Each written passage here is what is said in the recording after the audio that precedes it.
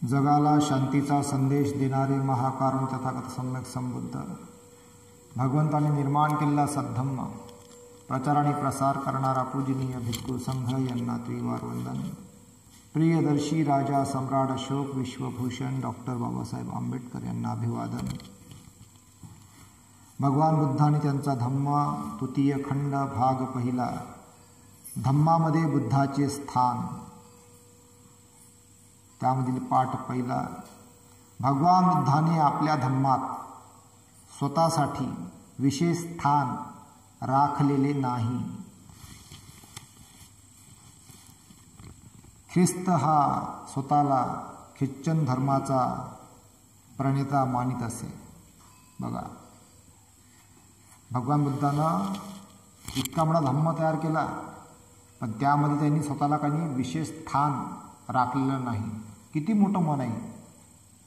नाही तर आता पहा तुम्ही, काही जण रागही येईल, हे मले लागू आहे, पण आपलं तसं म्हणणं आहे ना, ते सम्यक संबुद्ध आहे। त्याच्यापाशी उपेक्षा भाव आहे, असुपद अदुपद 10 पारमितामध्ये परिपूर्ण आहे। त्याला कुठलीच त्यांना अपेक्षा नाही आहे, कुठल्या गोष्टीत त्यांना लोभ नाही आहे, कुठल्याच प्रकार त्यांच्यामध्ये पूर्ण ते एकदम हे झालेले आहेत, सगळ्या प्रकारच्या तृष्णेतून मुक्त झालेले आहेत। पण आता बघा, एखाद्यानं एवढीशी वस्तू दिली ना, माझं नाव कोण नाही म्हणते, इथं नावासाठी भांडण, तिथूनच सगळं सुरू आहे। म्हणजे एखाद्यावर जर नाव नसेल ना, तर नाव आहे म्हणून काम करते, पण उपेक्षा भावना कोणी काम नाही करत। काही भेटन या आशेनं काम करतात। ह्या जगामध्ये जास्तीत जास्त लोक असेच आहे, काहीतरी मिळते बा या आशेनं काम करतात, पण उपेक्षा भावानं काम करणं हे सगळ्यात मोठं बल लागते। मग हे भगवान बुद्धापासून या बाबीमध्ये समजण्यासारखी गोष्ट आहे का भगवान बुद्धांनी या एवढा मोठा धम्म तयार केला, पण त्यामध्ये स्वतःसाठी विशेष स्थान राखलेलं नाही। तर ख्रिस्त हा स्वतःला ख्रिश्चन धर्माचा प्रणेता मानित असे। दुसरं, शिवाय तो आपणाला देवपुत्र मानित असे। पहा, देवपुत्र ख्रिस्त हा स्वतःला ख्रिश्चन धर्माचे प्रणेता मानित असे। शिवाय तो आपणाला देवपुत्र मानित असे। माणसाने ख्रिस्त हा देवपुत्र आहे असे जोपर्यंत मानले नाही, तोपर्यंत त्याला मुक्ती नाही। पहा, बंधन आहे तिथं का, माणसाने ख्रिस्त हा देवपुत्र आहे असे जोपर्यंत मानले नाही, तोपर्यंत त्याला मुक्ती नाही, अशी ख्रिस्ताची अट होती।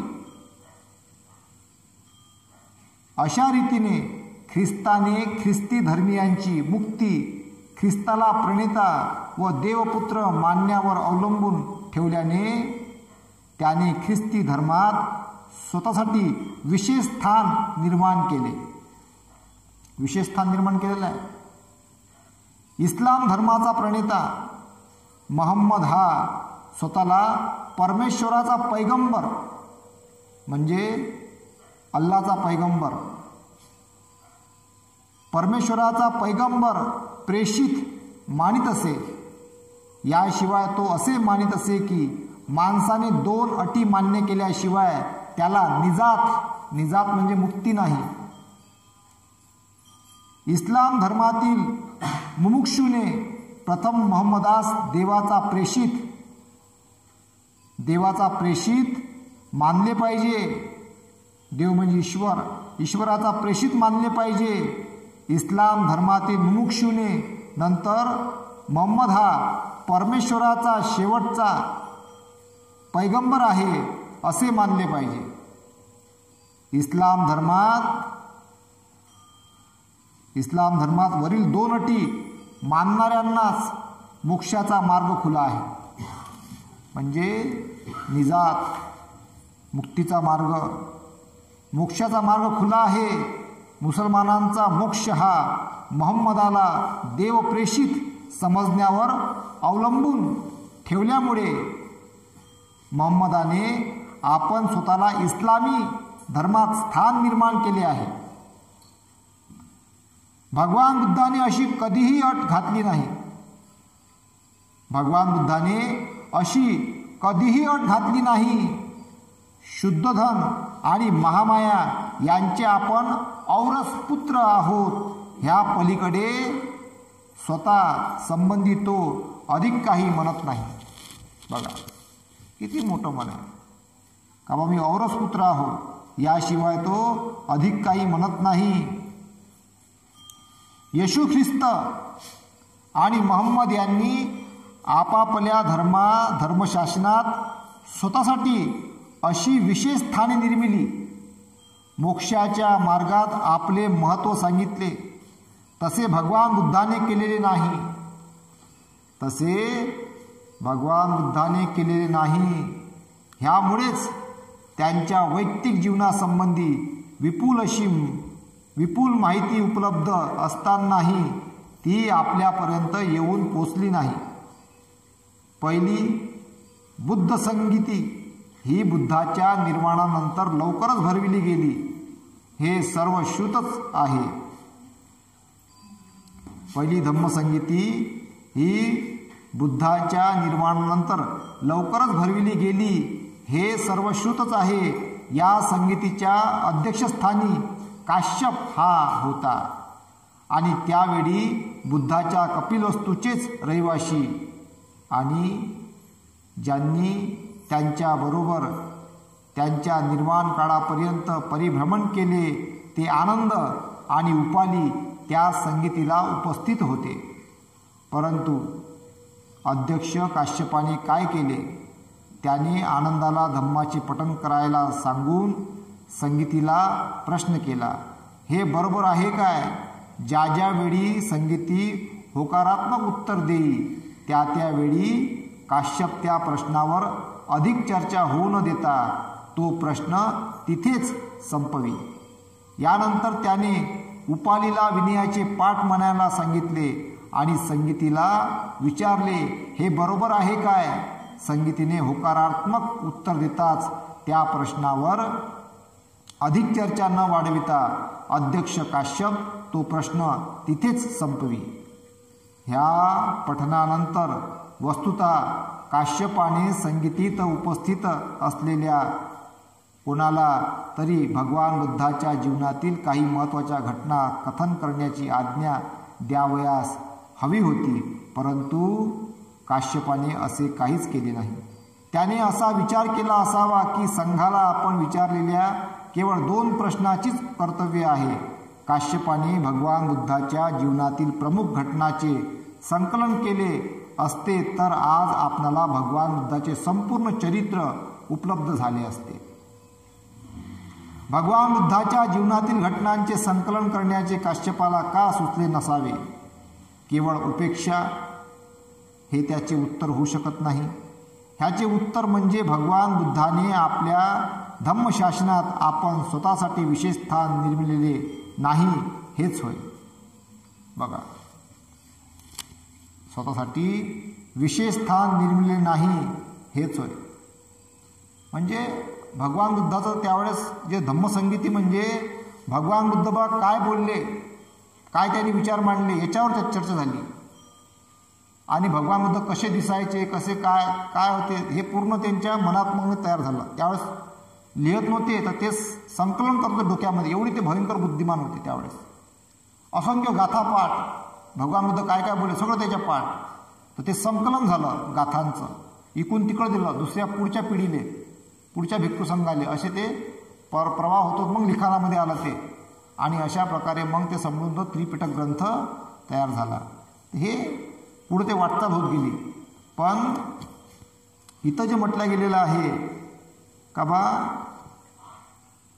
भगवान बुद्धांच्या त्यांचं बाकीचं कथन का नाही केलं बा जीवनचरित्राचं, ते जर केलं असतं तर आतापर्यंत आपल्या पूर्ण अशी बारीक सुरीक माहिती भेटली असती का या दिवशी भगवान बुद्ध कुठे गेले, या दिवशी कुठे गेले, या दिवशी कुठे गेले, तर हे सगळं भेटलं असतं. पण ते न करण्याचं कारण केवळ उपेक्षा हे त्याचे उत्तर होऊ शकत नाही.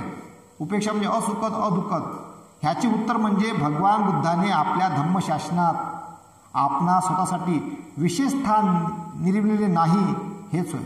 त्यांनी विशेष स्थान स्वतःसाठी निर्मिलं नव्हतं हे त्याचं उत्तर आहे. भगवान बुद्धांनी महत्त्व दिलेलं आहे धम्माला. भगवान बुद्ध आणि त्याचा धम्म या दोन अगदी अलग गोष्टी होत. भगवान बुद्ध आणि त्यांचा धम्म या दोन अलग गोष्टी होत.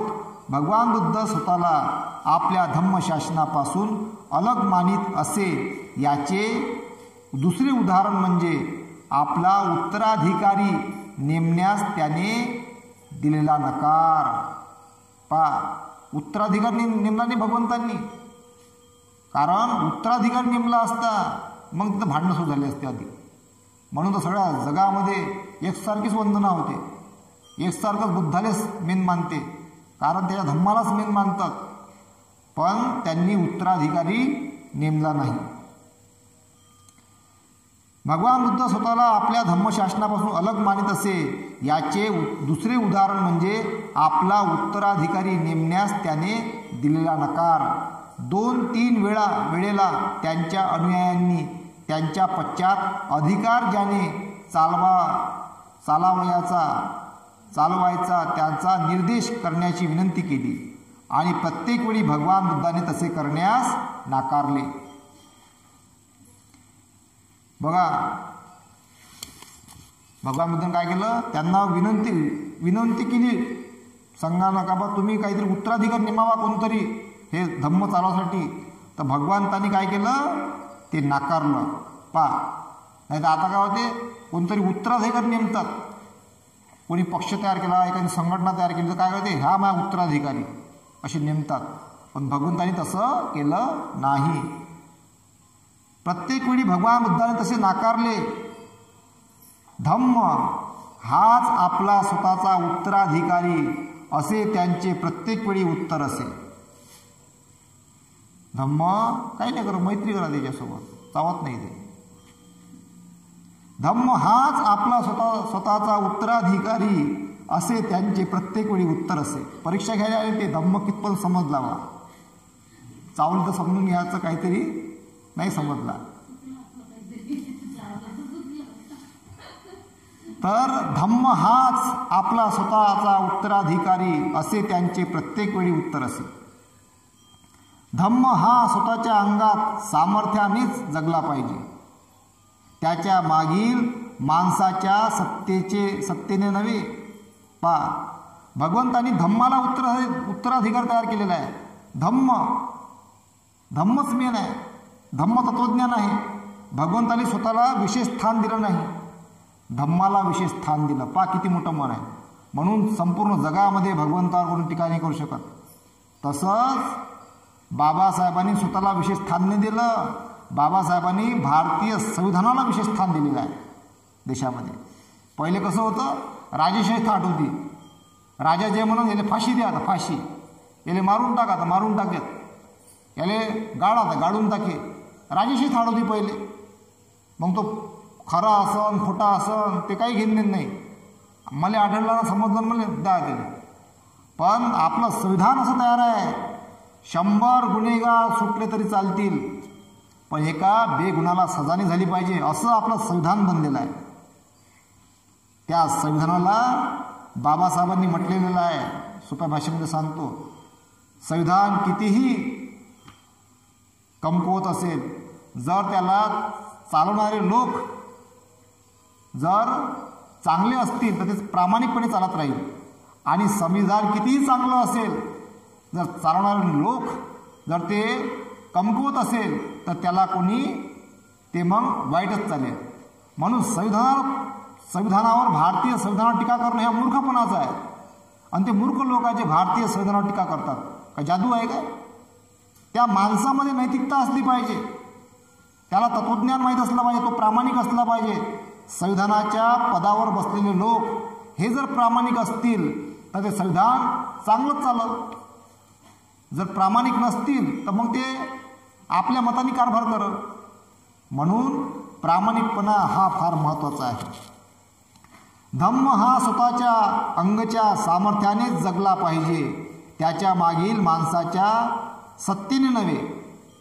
ज्या धम्माला जगायला पाठीमागे माणसांच्या सत्तेचे बळ लागते तो धम्मच नव्हे. भगवंत काय म्हणतात, ज्या धम्माला जगायला पाठीमागे माणसाच्या सत्तेचे बळ लागते तो धम्मच नव्हे. भगवंताने असा धम्म तयार केलेला आहे, याला सत्तेचं बळ लागत नाही. कोणाची सत्ता असो की नसो, धम्म आपल्यामध्ये परिपूर्ण आहे. तो निसर्गाचा नियमानं बनलेला धम्म आहे. तो त्याला कोणीही जगामध्ये संपू शकत नाही. धम्माला त्याला कोणीही मिटवू शकत नाही. तो धम्म म्हणजे धम्म आहे. तो माणसं फक्त त्याला आपल्यापासून दूर ठेवू शकतात.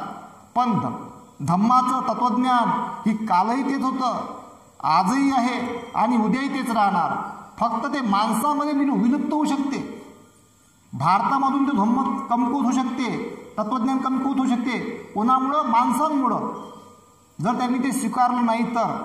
पण यापासून भगवंताचंही नुकसान नाही, धम्माचंही नुकसान नाही आणि संघाचंही नुकसान आहे इथल्या सामान्य माणसाचं. त्यांचं अमंगल होईल. ते तर आपले धम्म आपल्या पर्यंत जगून तर ते जगणारच आहे, पण नुकसान सामान्य माणसाचं होईल. त्यांनी हा धम्म स्वतः त्याला अंगीकृत करून तो धम्म वाढवला पाहिजे. इतरांचे त्या धम्माच्या माध्यमातून कल्याण आणि मंगल केलं पाहिजे. नाही तर मग कर्मकांड वाढत असते, अंधश्रद्धा वाढत असते आणि मनुष्य मात्रांची हानी होते. श्रद्धा असावी पण अंधश्रद्धा नको. ज्या धम्माला जगाला पाठीमागे माणसाच्या सत्तेचे बळ लागते तो धम्मच नव्हे. धम्माची सत्ता चालावयास प्रत्येक वेळी संस्थापकाचे नाव घेणे आवश्यक भासत असेल तर तो धम्मच नव्हे. भगवंत काय म्हणतात? धम्माची सत्ता चालावयास प्रत्येक वेळी संस्थापकाचे नाव घेणे आवश्यक भासत असेल तर तो धम्मच नव्हे. आपला धम्म कोणीही दुसऱ्या भाषेमध्ये दुसऱ्या पद्धतीनं सांगत राहते, पण भगवंताचं नाव नाही घेऊ शकत. म्हणून तो धम्म पवित्र आहे. नाव घ्यायची गरज भासत नाही. करुणा, मैत्री, मुदिता, आनंद, इथं भगवंताचं नाव घ्यायची गरज भासत नाही. म्हणून तो धम्म आणि पवित्र आहे. तो प्रवाहासोबत चालणारा आहे, काळानुसार चालणारा आहे, वर्षानुवर्षे चालणारा आहे. म्हणून त्या धम्माला कोणीही मिटवू शकत नाही, संपवू शकत नाही. धम्म आणि त्यातील आपले स्थान यासंबंधी भगवान बुद्धाचा दृष्टिकोन अशा प्रकारचा होता का धम्माला कोणाचं नाव घ्यायची आवश्यकता नसली पाहिजे. अशा प्रकारचं धम्म त्यांनी तयार केलेलं आहे. तसंच संविधान बाबासाहेबांनी तयार केलेलं आहे. सगळ्या घटना समितीनं मिळून ते तयार केलेलं आहे, सोबत घेऊन. इतकं चांगलं संविधान आहे आणि हे आपण समजून घेण्याचा प्रयत्न केला पाहिजे. त्यानंतर 2 बुद्धाने मोक्षदानाचे आश्वासन दिले नाही.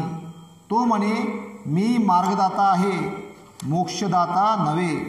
बहुतेक धर्म हे साक्षात्कारी धर्म म्हणून वर्णिले जातात, परंतु भगवान बुद्धाचा धम्म हा साक्षात्कार नव्हे.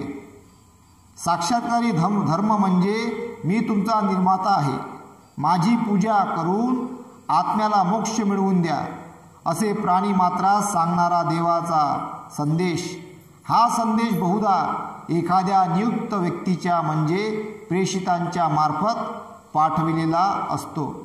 त्या संदेशाचा प्रेषिताला साक्षात्कार झालेला असतो आणि प्रेषित लोकांना तो साक्षात्कार उघड करून सांगतो. मग त्याला धर्म असे म्हणतात. प्रेषिताचे काम म्हणजे त्याच्या धर्माशी इमान राखणाऱ्यांचा मोक्ष लाभ निश्चित करणे. धर्माशी इमान राखणाऱ्यांचा मोक्ष म्हणजे जर ते प्रेषिताला देवदूत मानित असतील आणि त्याने आणलेल्या देवाच्या आज्ञा पाळीत असतील तर त्यांची नरकातील पाठवणीपासून सुटका करणे. भगवान बुद्ध आपण प्रेषित किंवा देवदूत आहोत असला अधिकार कधी सांगत नसे आणि असे कोणी मानल्यास त्याचे खंडन करीत असे. अधिक महत्त्वाचा मुद्दा म्हणजे भगवान बुद्धाचा धम्म हा एक शोध होता आणि म्हणून जे धर्म साक्षात्कारी म्हणून ओळखले जातात त्यापासून तो अगदी वेगळा समजला पाहिजे. शोध संशोधन आहे हा. जसा एखादा सायंटिस्टने लाईटाचा शोध लावला, भगवान बुद्धाच्या तत्वज्ञानाचा अभ्यास करूनच शोध लावलेला आहे हा. तर भगवंतांनी असा शोध लावला का त्या तत्वज्ञानापासून जगामध्ये आता प्रगती होऊ राहिली, निर्मिती होऊ राहिली. जे काही शोध लागत आहे ते भगवान बुद्धांच्या तत्वज्ञानाच्या आधारावर. इतर सगळ्या गोष्टींचा शोध हा तत्वज्ञानाला धरूनच पुढे जात असतो.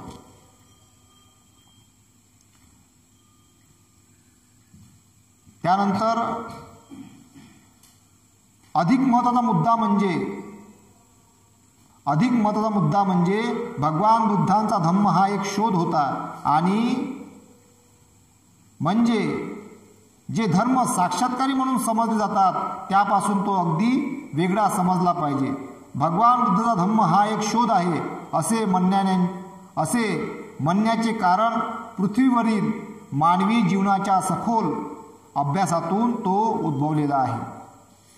मानवी जीवनाच्या सखोल अभ्यासातून तो उद्भवलेला आहे.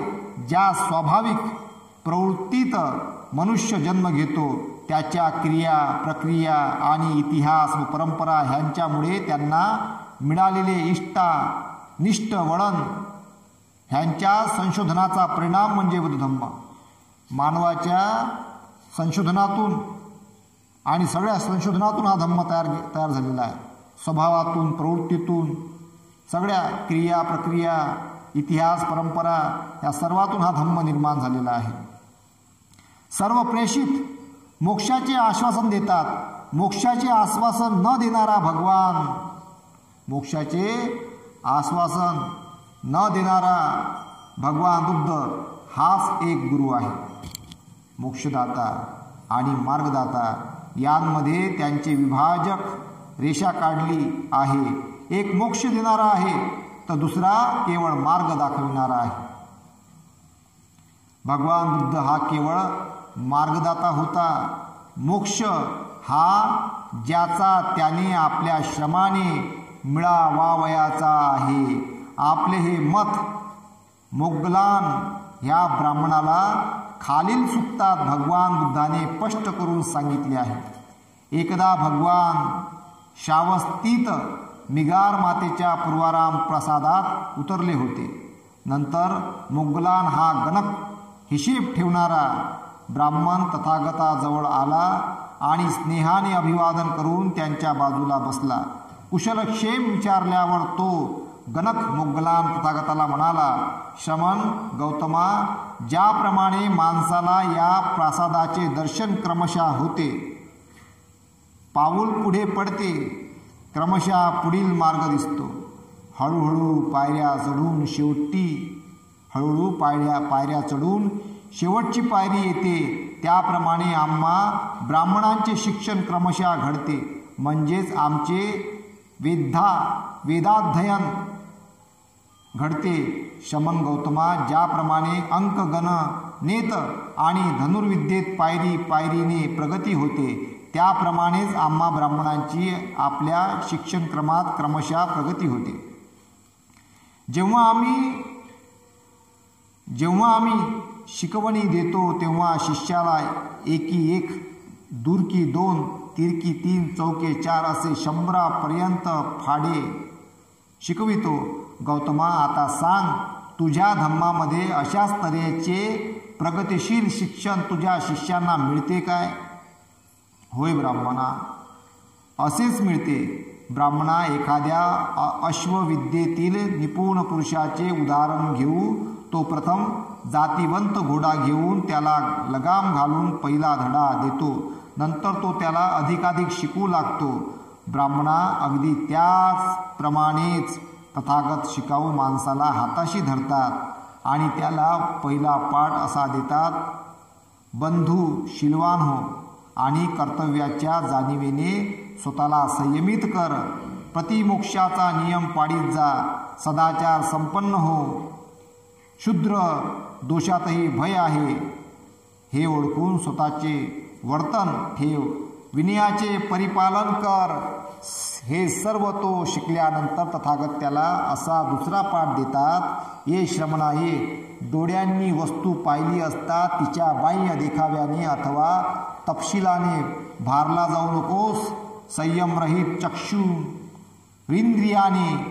रूपग्रहण करताना ज्या संतुष्ण वृत्ती पाण्याच्या पुराप्रमाणे माणसाच्या चित्ताला बुडवून टाकतात, त्या दुर्वृत्तींना ताब्यात ठेवण्याचा सतत प्रयत्न करीत राहा. चक्षुंद्रियाविषयी सावधान राहा. चक्षुंद्रिये संयमित ठेव. इतर इंद्रियांबाबतही असाच निग्रह कर. जेव्हा कानाने एखादा आवाज ऐकतोस, नाकाने वास घेतो, जिभेने रुची घेतो, शरीराने वस्तूला स्पर्श करतोस आणि ज्यावेळी तुझ्या मनाला त्या वस्तूची जाणीव होते, त्यावेळी त्या वस्तूच्या सामान्य दर्शनाने अथवा तपशिलाने मोहून जाऊ नकोस. शिष्यांनी असे इंद्रिय प्रभुत्व मिळविले की नंतर तथागत त्याला दुसरा असा पाठ देतात, श्रमणा ये, हात राखून खात जा. खाताना चित्त सावध राहू दे. केवळ एक खेळ किंवा शरीराचे चोचले अथवा वैयक्तिक शरीर सौष्ठव्य राखण्यासाठी म्हणून खाऊ नकोस, तर शरीर यष्टी ठीक राहावी, तिचे पोषण व्हावे, तिला इजा होऊ नये आणि श्रेष्ठ जीवन जगता यावे यासाठी अन्न भक्षण करावे.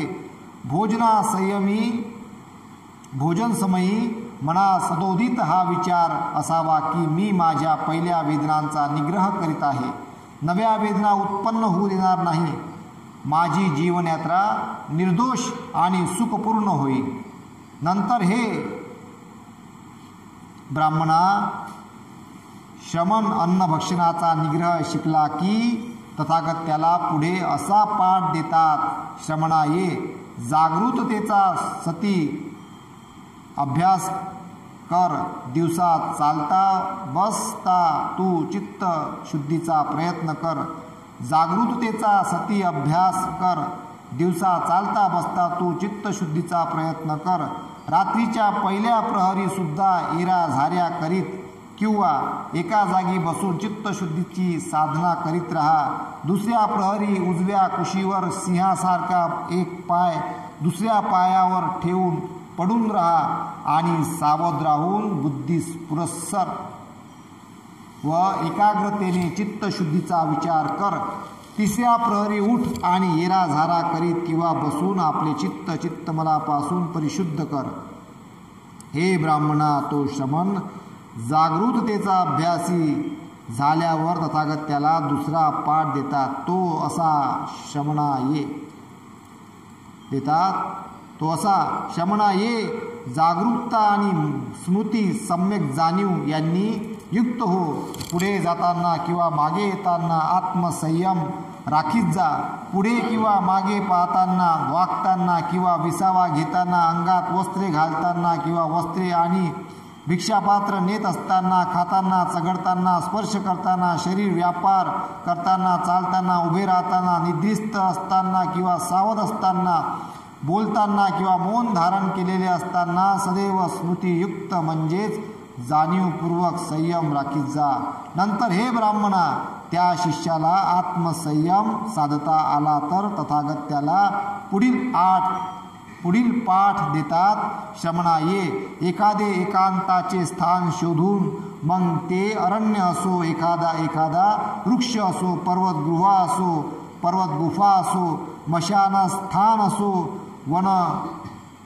वनगुल्म असो, आकाशातील खालील मोकळी जागा असो अथवा गवत पेंढ्यांच्या राशी जवळची जागा असो, तसे एखादे एकांत स्थान तू शोधून काढ आणि अन्न भक्षण केल्यानंतर आसन मांडी ठोकून शरीर ताठ ठेवून 4 प्रकारच्या ध्यानाचा अभ्यास कर. हे ब्राह्मणा, जे श्रमण शिष्य आहेत, ज्यांनी मनोनिग्रह अद्यापि साधलेला नाही, परंतु तो तसा साधण्याची ज्यांना इच्छा आहे, त्यांना मी असे क्रमिक शिक्षण देतो. परंतु ज्यांनी अर्हतपद प्राप्त केले आहे, ज्यांनी आसवांचा नाश केला आहे, ज्यांनी आपल्या जीवनाचा उद्देश साधला आहे, जे कृत्य झाले आहे, ज्यांनी आपल्या शिरावरील भार उतरून दिला आहे, मोक्ष मिळविला आहे, ज्यांनी भवबंधनाचा उच्छेद केला आहे, प्रज्ञेने जे विमुक्त झाले आहे, त्यांना वरील अभ्यासक्रम आपले वर्तमान जीवन सुखपूर्ण आणि जागरूकतेने संयमित राखण्यास उपकारक ठरतो. तथागतांचे हे भाषण ऐकून तो गणक ब्राह्मण म्हणाला, परंतु गौतमा, मला हे सांग की तुझे सर्व शिष्य अशा तऱ्हेची परिपूर्णता किंवा निर्वाण मिळवू शकतात काय, किंवा काहींना ते मिळविताना अपयश येते काय? ब्राह्मणा, माझ्या काही श्रावकांना असा उपदेश केला असताना आणि त्यांनी अभ्यास केला असताना काहींना निर्वाण साधता येते आणि काहींना ते साधता येत नाही. परंतु गौतमा, याचे कारण काय? तिथे ते निर्वाण आहे, इथे हा निर्वाणाकडे जाण्याचा मार्ग आहे. इथे श्रवण गौतमासारखा थोर गुरु आहे. मग ज्यांना तू असा उपदेश केला आहेस, शिक्षण दिले आहेस, त्यांच्यापैकी काहींनाच फक्त निर्वाण साध्य व्हावे व काहींना होऊ नये, हे कसे? ब्राह्मणा, त्या प्रश्नाचे तुला मी उत्तर देतो, परंतु प्रथम माझ्या एका प्रश्नाचे तुला योग्य वाटेल तसे उत्तर द्यावे लागेल. सांग, तुला राजगृहाचा रस्ता पुरा माहीत आहे काय? होय, मला तो पूर्ण माहीत आहे. बरे, मग ह्या रस्त्यासंबंधी पुरी माहिती दिली असताना एक मनुष्य चुकीचा मार्ग धरतो आणि पश्चिमेकडे चालू लागतो. नंतर दुसरा मनुष्य येतो, तो मार्गनिर्देशासंबंधी तुला विनंती करतो. तू त्याला त्याच सूचना करतोस.